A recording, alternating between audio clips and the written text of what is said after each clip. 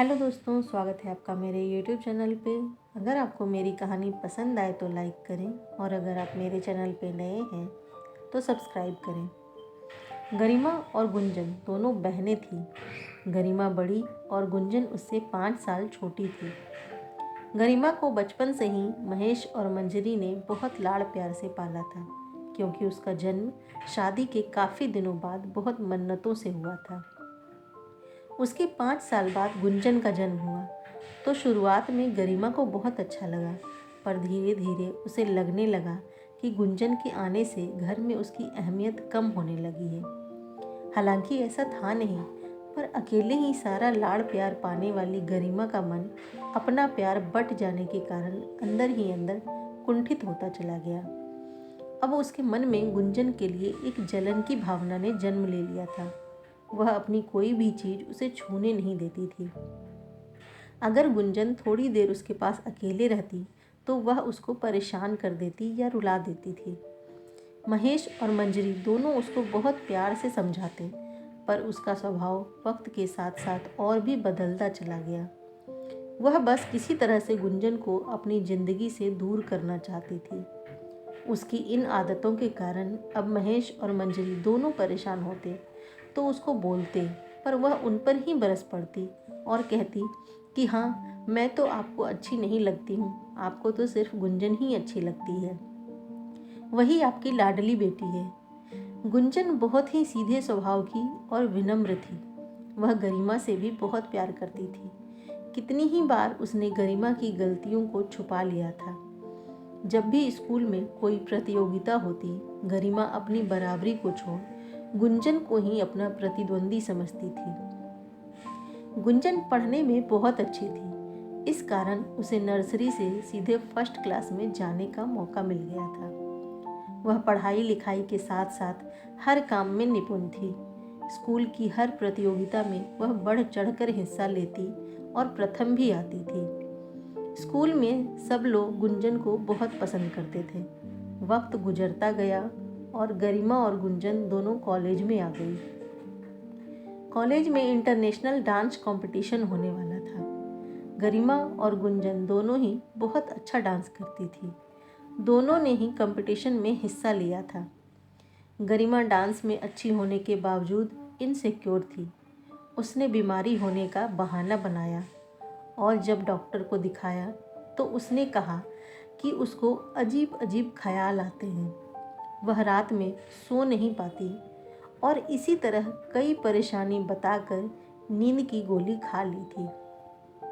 उस दिन के बाद से वह गुंजन पर बहुत ही प्यार जताने लगी थी। डांस कंपटीशन की तारीख पास आने लगी थी।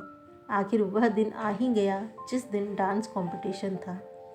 उसके एक दिन पहले गरिमा ने रात में 2 गिलास दूध तैयार किया और 1 गिलास में उसने नींद की गोली मिला दी, बिना परिणाम सोचे, और गुंजन को वह दूध दे दिया। दोनों ने दूध पिया और गुंजन सो गई गहरी नींद में। दूसरे दिन गरिमा उठी और गुंजन को उठाने की कोशिश की, परंतु वह जानती थी कि गुंजन अभी नहीं उठेगी, क्योंकि उस पर नींद की गोली का असर था। वह जल्दी से तैयार होकर मंजरी से बोली, मम्मी, मैं कॉलेज जा रही हूँ। गुंजन अभी सो रही है, शायद बहुत थक गई थी कल। उसको बाद में भेज देना और शाम को आप और पापा दोनों भी कंपटीशन देखने जरूर आना। महेश और मंजरी गरिमा में बदलाव देखकर बहुत खुश थे, पर नहीं जानते थे कि उनकी बेटी जलन और चिढ़ की भावना से एक गलत कदम उठा चुकी है, अपनी बहन को हराने के लिए। गरिमा मन ही मन खुश होकर कॉलेज चली गई। 4 बजे से प्रतियोगियों को अपना नामांकन फॉर्म जमा करना था, खुद के साइन करके और अंदर जाना था। गरिमा को लगा था कि गुंजन जब तक नींद से जागेगी अंदर आने का समय खत्म हो जाएगा, लेकिन वह यह बात नहीं जानती थी कि उसने जल्दबाजी में 1 से ज़्यादा नींद की गोली दूध में मिला दी थी। इधर कंपटीशन शुरू हो चुका था। गरिमा का नंबर 5वां था। गुंजन अभी तक नहीं आई थी। उसके साथ के सभी लोग उसके बारे में बार बार पूछ रहे थे। गरिमा ने बोला, मैं तो जल्दी आ गई थी, वह तैयार नहीं थी, इसी कारण उसे देर हो रही है। आखिर गरिमा के नाम का अनाउंसमेंट हो गया और वह स्टेज पर जाकर सबको प्रणाम कर चारों तरफ देखने लगी, पर उसे मम्मी पापा गुंजन कोई नहीं दिखे। उसका गाना शुरू हो चुका था। वह डांस करने लगी थी, पर उसका मन बेचैन होने लगा था। इस कारण वह अच्छी तरह से परफॉर्म नहीं कर पाई। गाना खत्म होते ही वह बाहर आई और अपना सामान निकाल कर जैसे ही मोबाइल ऑन किया, उसने देखा कि मम्मी के कई कॉल आए हुए थे। उसने जल्दी से मम्मी को फ़ोन लगाया और पूछा कि आप लोग कोई आए क्यों नहीं। उधर से मम्मी के रोने की आवाज़ सुनाई दी। गरिमा घबरा गई। उसने मम्मी से पूछा कि क्या हुआ, आप क्यों रो रहे हो? बेटा, गुंजन आईसीयू में भर्ती है। क्यों, क्या हुआ मम्मी? अब वह अनहोनी की आशंका से डर गई थी। वह सुबह उठी ही नहीं। जब उसको पापा और मैंने उठाने की कोशिश की, तब पता चला कि वह बेहोश है। गरिमा यह सुनकर घबरा गई और बोली, मम्मी आप किस अस्पताल में हो, मैं वहीं आती हूँ। अब उसे अपनी गलती का एहसास होने लगा था। वह मन ही मन भगवान से गुंजन के ठीक होने की प्रार्थना करने लगी। जल्दी से उसने अपने कपड़े बदले और अस्पताल की ओर भागी। वहाँ आईसीयू के बाहर महेश और मंजरी बैठे हुए थे। मंजरी की आंखें रो रो कर सूज गई थी।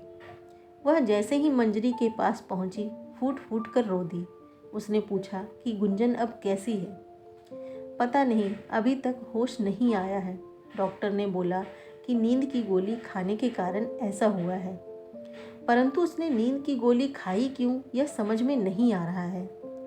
रात को तो वह पापा से अच्छी तरह बात करके गई थी।